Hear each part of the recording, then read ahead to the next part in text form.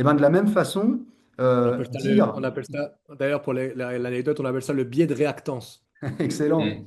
C'est en Belgique qu'on dit ça ou en France aussi on dit ça? Ah là, ouais, mais tu sais, parfois on me dit ça, tu sais, parfois on me dit c'est un Belge qui apprend au français à parler. Je dis, ouais, mais tu sais, il y a une citation, et c'est totalement à part, mais il y a une citation de Goethe qui dit, euh, si tu n'apprends pas d'autres langues que ta langue maternelle, tu ne maîtrises pas ta langue.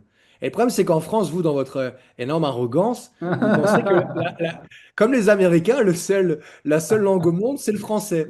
Et donc, nous, en Belgique, on a la chance, c'est qu'on grandit avec minimum deux à trois langues, tu vois. Donc, on essaie d'explorer les limites de sa propre langue.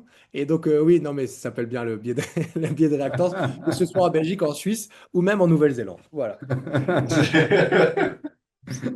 Là, ouais, vas-y, je t'en prie, continue. Excellent. Euh, attends, Donc, ouais, tu l'as faut que je prenne des notes expérimenté. parce que c'est hyper intéressant ce que tu me racontes, hein, mais...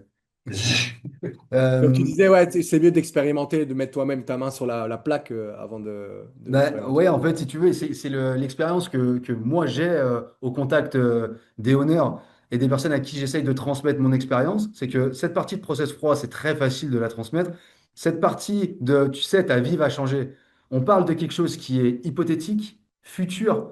Tu vois, ça fait beaucoup d'incertitudes. Et donc, du coup, par rapport à quelque chose de très factuel comme, OK, demain, il t'arrivera ça, je te conseille d'investir 10 euros dans le fait de t'y prémunir et tu vas gagner des centaines de milliers derrière grâce à ça, ok, on comprend vite la rentabilité. Quand on te dit, mais tu sais, aujourd'hui, tu bouffes des pâtes, tu as besoin de rien, tu dors en boule dans un coin de ta salle et en fait, tu es, content comme ça, mais peut-être que demain, tu auras envie d'avoir un appart, peut-être une maison, peut-être la tienne, peut-être avoir des enfants, peut-être avoir d'autres investissements, peut-être avoir envie juste, parce que c'est quelque chose qu'on n'évoque jamais aussi, peut-être juste envie de te retirer de ce milieu avec 5, 10, 15 ans, 20 ans, 50 ans d'expérience et retirer quelque chose de ce patrimoine. Et pour toutes ces raisons, tu as besoin en fait de valoriser ça et donc de changer de perspective. Mais ça demande un changement de perspective. C'est-à-dire qu'en fait, il faut te projeter dans la personne que tu n'es pas actuellement. Et ça, c'est très très dur à faire. Donc, effectivement, il y a une, je concède qu'il y a une partie du temps où c'est répéter le sujet et puis surtout essayer de trouver le moment de placer ce sujet quand il est cohérent.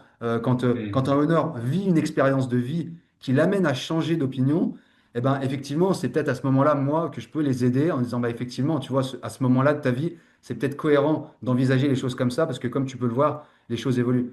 Mais c'est un vrai sujet. Ok, d'accord, non, pas mal. Et du coup, ben, donc, on ouvre, on a CrossFit Lyon 1, du coup, on ouvre, bam, on a 50 membres, qu'est-ce qui se passe après ça?